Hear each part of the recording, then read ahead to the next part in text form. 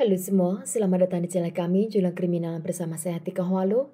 Bagi Anda yang menyukai pembahasan tentang kasus-kasus kriminal, kami sengaja membangun channel ini untuk Anda. Jangan lupa untuk mendukung channel kami dengan cara subscribe, like, komen, dan share ke media sosial yang Anda punya. Kasus hari ini terjadi di negara Peru pada tahun 2010. Seorang wanita bernama Elizabeth Lilian Vasquez Movilla, dia lahir pada tahun 1967 di kota Cajamarca. Elizabeth adalah anak tertua dari 6 bersaudara dan mereka ini anak dari pasangan Ernest Vasquez dan Maria Movilla. Elizabeth dikenal sebagai wanita pekerja keras, pintar dan juga sangat menyayangi keluarganya. Dengan kecerdasan Elizabeth, dia selalu menjadi kebanggaan keluarga dan setelah dia lulus, dia masuk ke sebuah universitas dan mengambil jurusan hukum dan ekonomi.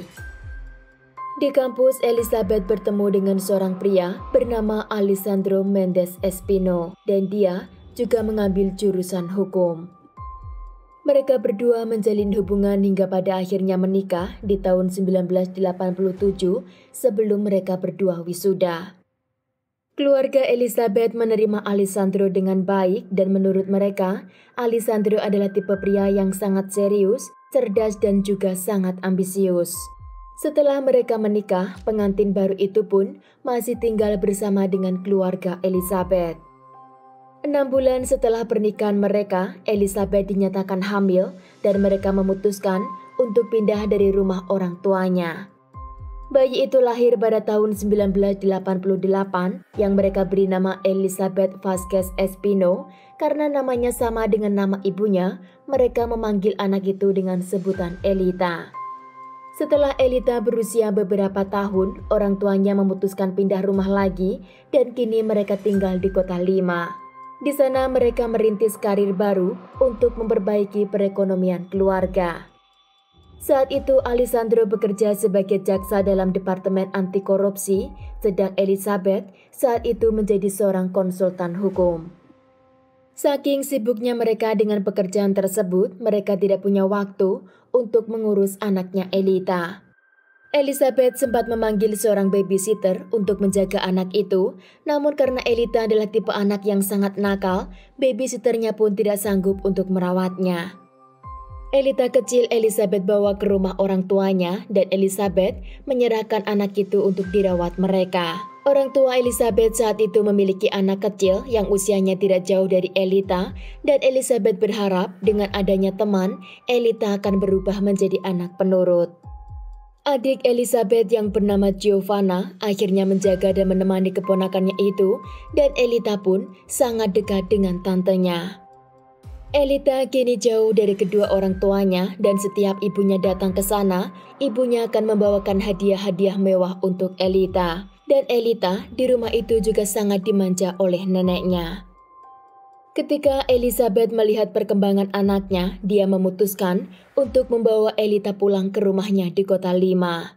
Elita pindah ke sekolah di kota Lima, namun perbedaan lingkungan membuat Elita menjadi anak yang sangat kasar. Menurut Elizabeth, anaknya itu sering berontak dan tidak mau berteman dengan orang baru.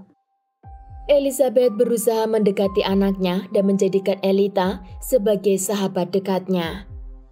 Ketika Elita berusia 15 tahun, dia menjadi anak yang sangat pemarah dan dia tidak mau melanjutkan sekolah. Dia meninggalkan sekolahnya begitu saja dan memilih untuk bergabung dengan anak-anak di jalanan.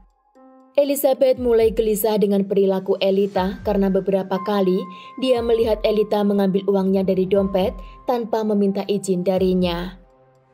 Elizabeth tidak bisa mengarahkan anak tersebut karena Elita selalu melawannya, namun di sisi lain, suaminya yang bernama Alessandro, dia bersikap sangat dingin dan tidak begitu peduli dengan perilaku Elita. Alessandro selalu mengatakan bahwa anak berperilaku seperti Elita masih sangat normal karena dia masih anak remaja. Keluarga besar dari pihak Elizabeth merasa sangat kecewa dengan Elita dan mereka mulai membandingkan Elita dengan ibu kandungnya.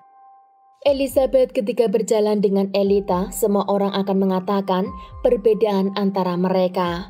Elizabeth yang dikenal sebagai wanita yang sangat cerdas, pekerja keras, dan masih terlihat sangat muda, dan juga memiliki kedudukan di mata masyarakat, terlihat sebagai wanita yang sangat sempurna. Sedang di mata mereka, Elita dipandang sebagai anak yang pemalas, berbadan gemuk dan tidak bersih, bodoh karena tidak mau sekolah, juga bersifat temperamental, dan itu semua adalah anak yang sangat buruk di mata masyarakat. Karena pandangan orang-orang itu membuat Elita semakin membenci ibunya dan tidak terima dengan kehidupan yang dia miliki. Elita mengatakan kepada ibunya bahwa dia ingin melakukan operasi plastik untuk memperbaiki bentuk tubuh dan juga wajahnya. Elizabeth membiayai dan melakukan apapun yang diminta oleh Elita untuk dia menjadi yang lebih baik.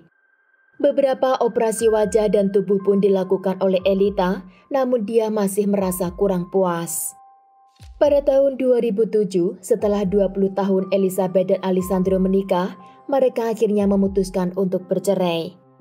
Elita tidak menerima keputusan orang tuanya itu dan dia menyalahkan ibunya dengan mengatakan ibunya yang terlalu egois sehingga ayahnya meninggalkan rumah tersebut. Pada saat itu Elita berusia 18 tahun dan mereka tinggal di negara Amerika, namun karena perceraian yang sangat rumit, mereka tidak bisa melakukan di negara tersebut. Pada akhirnya, mereka pun kembali ke negara Peru dan mencari surat perceraian di sana. Setelah mereka resmi bercerai, Elita pada saat itu masih tinggal bersama dengan ibunya. Alessandro pindah ke rumah baru, namun Elita masih tetap memiliki hubungan yang baik dengan keduanya. Setiap Elita bertengkar dengan ibunya di rumah, dia akan menelpon ayahnya dan memohon kepada Alessandro untuk memberikan tempat tinggal di rumah barunya. Namun pada saat itu, Alessandro sudah memiliki pasangan baru dan dia tidak mau jika Elita merusak hubungan tersebut. Ayahnya selalu mengatakan kepada Elita agar dia lebih bersabar hingga dia lulus kuliah dan dia bisa hidup mandiri.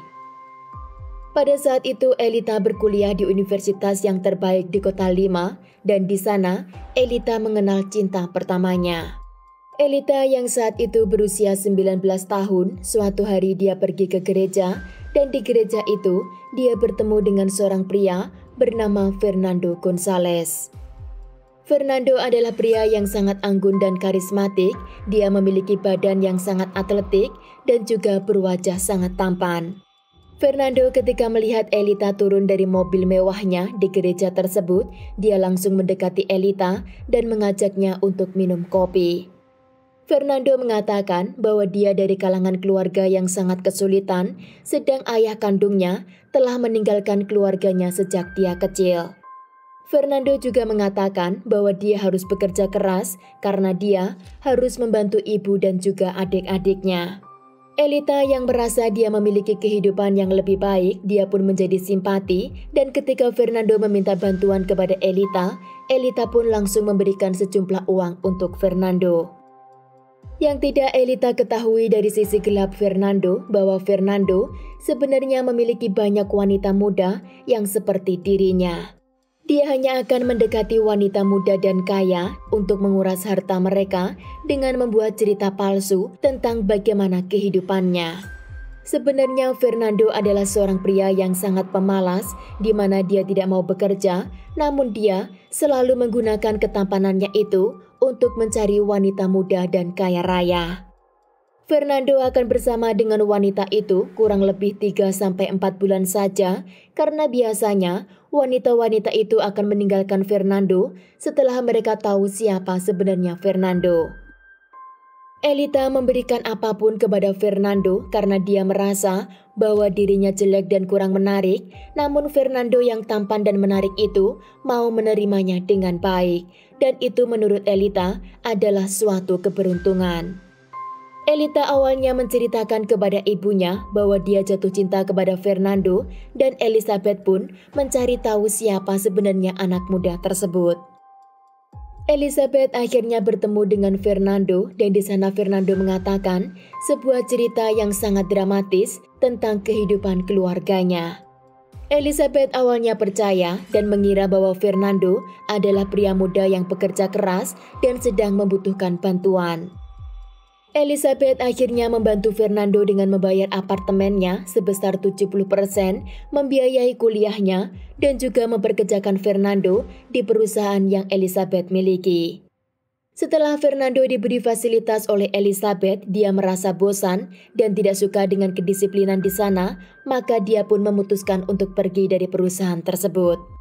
Fernando keluar dari tempat kerjanya dan juga tidak masuk kuliah, dan karena Elizabeth tahu bahwa Fernando tidak seperti yang dia harapkan, dia pun akhirnya berhenti membayar sewa apartemen yang saat itu ditempati oleh Fernando.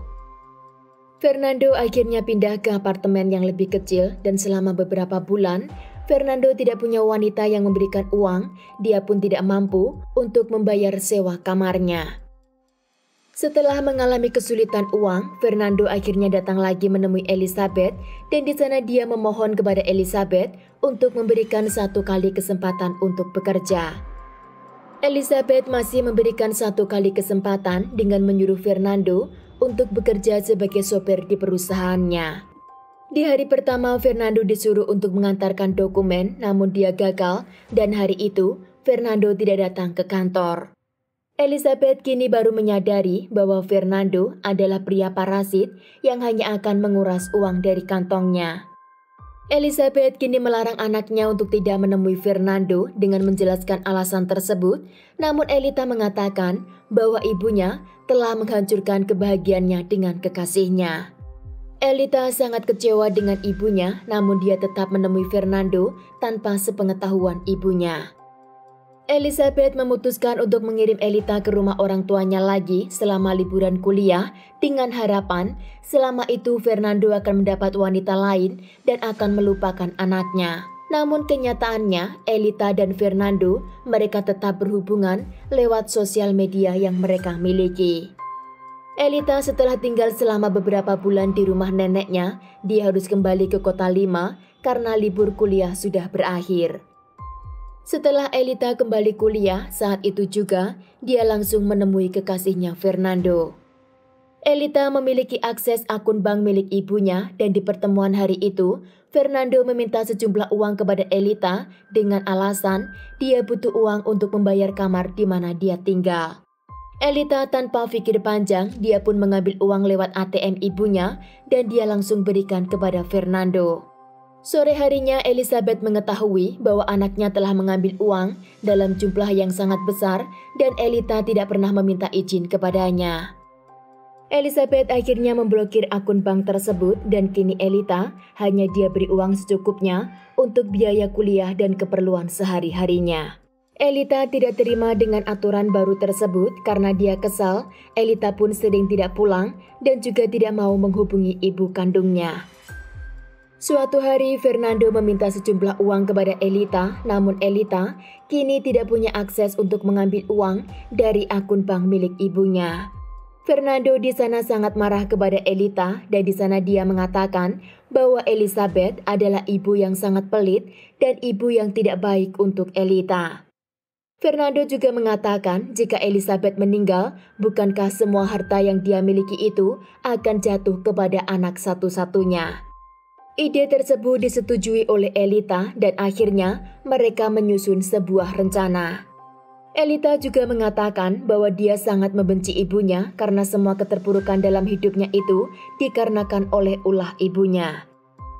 Pada saat itu Elizabeth memiliki uang tabungan di bank sekitar 3 juta US dollar, belum rumah mewahnya di kawasan elit di kota Lima, beberapa mobil mewah koleksinya, dan juga uang asuransi yang dia miliki. Elizabeth yang sudah berpengalaman sebagai pengacara, dia tahu bahwa anaknya tidak akan berpisah dari kekasihnya dan Elizabeth juga tahu bahwa Fernando adalah pria yang sangat berbahaya. Melihat kondisi tersebut, Elizabeth mengalihkan semua harta warisannya dari nama anaknya Elita, kini dia serahkan harta warisan tersebut kepada ayah kandungnya. Elizabeth menuliskan surat wasiat dan juga mengatakan kepada ayahnya, jika sewaktu-waktu dia menghilang atau terbunuh oleh seseorang, maka dia akan menyerahkan semua harta yang dia miliki kepada ayah kandungnya dan bukan kepada anaknya.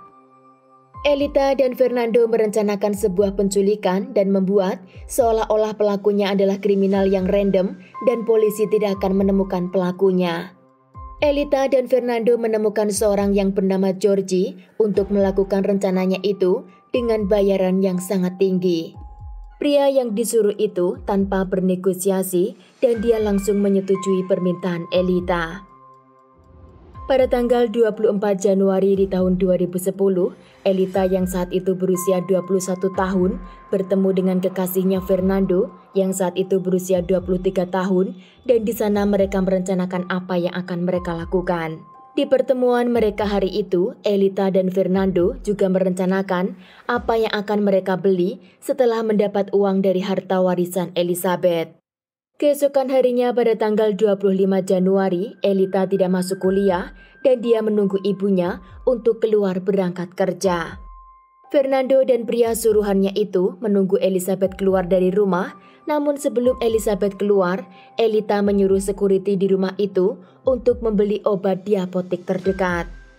Setelah security meninggalkan pos di depan rumahnya, kedua pria itu masuk dan mereka bersembunyi di kamar utama.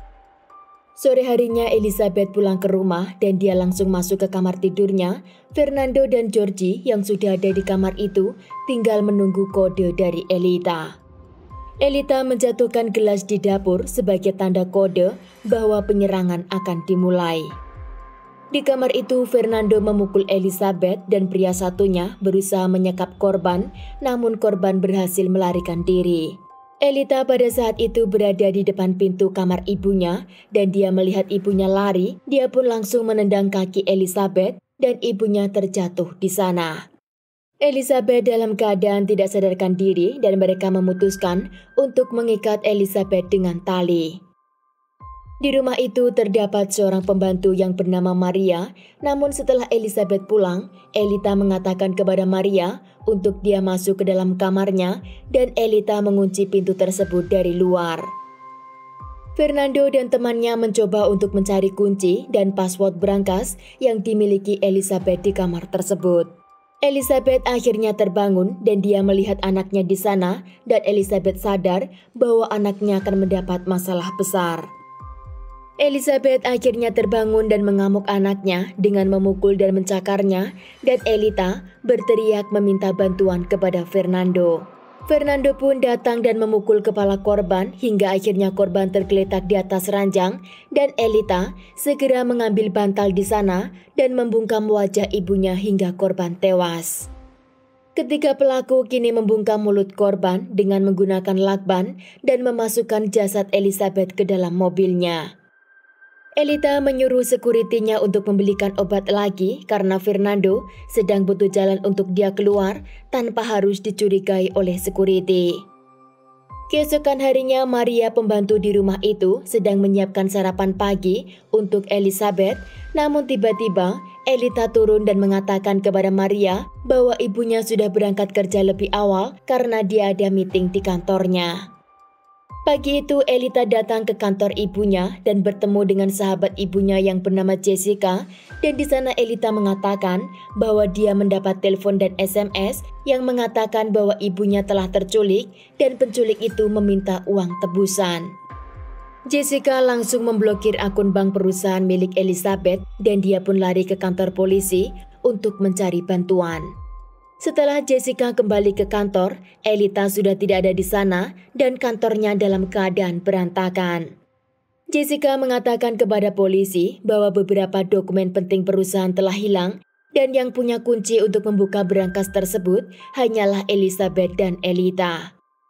Polisi mencari informasi dari karyawan di perusahaan itu tentang siapa yang kemungkinan telah melakukan penculikan kepada Elizabeth. Namun dari informasi tersebut mereka mengatakan bahwa Elizabeth tidak pernah punya masalah dengan siapapun. Karena polisi tidak punya nama untuk dicurigai dan juga dilakukan investigasi, maka polisi menduga bahwa penculikan itu dilakukan oleh pelaku untuk mencari uang tebusan.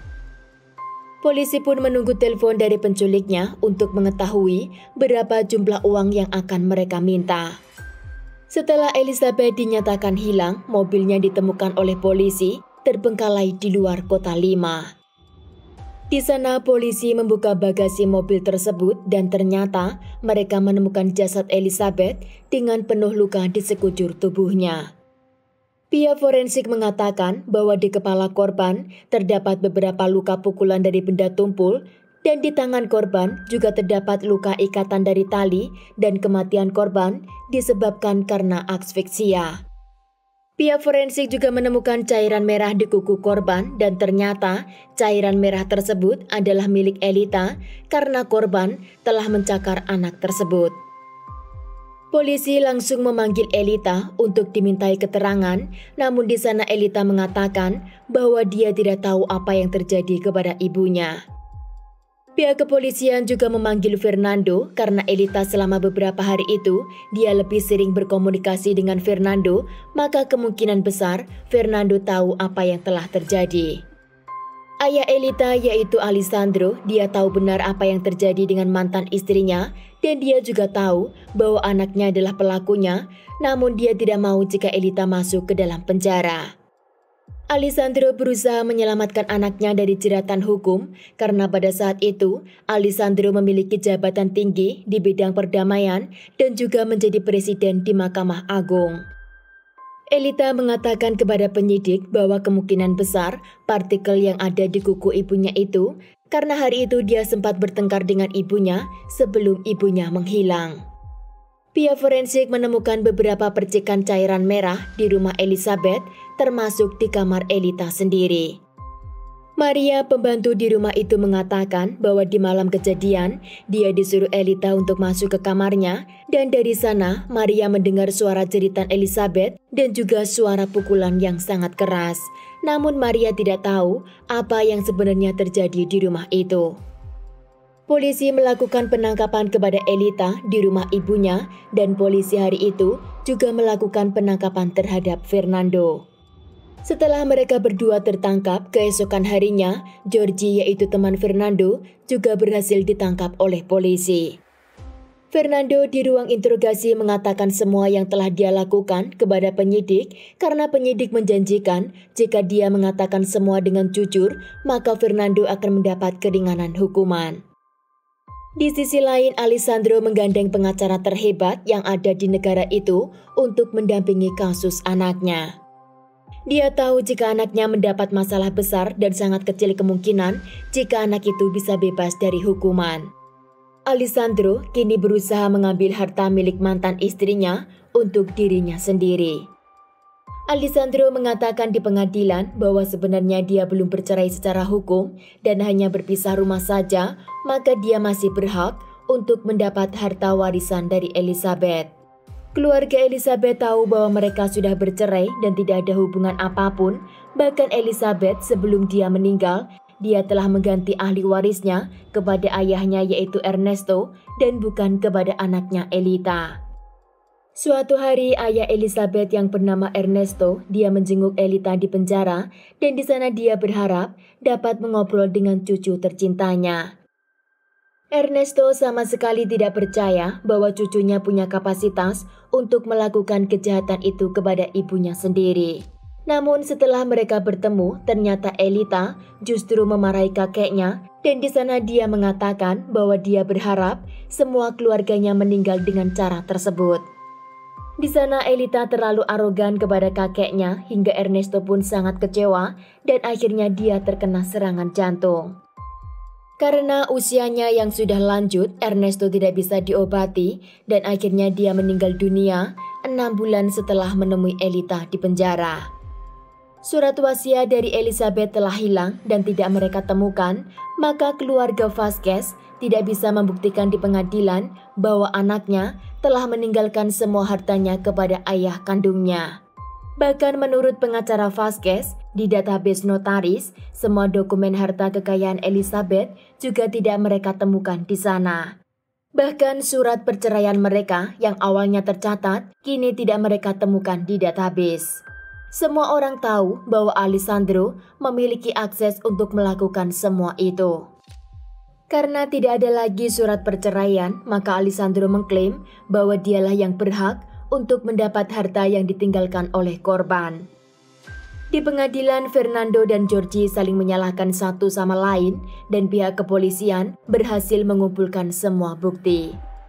Maria, pembantu Elizabeth di pengadilan, mengatakan bahwa dia mendapat ancaman dari Alessandro untuk mengubah versinya agar menyelamatkan Elita dari penjara.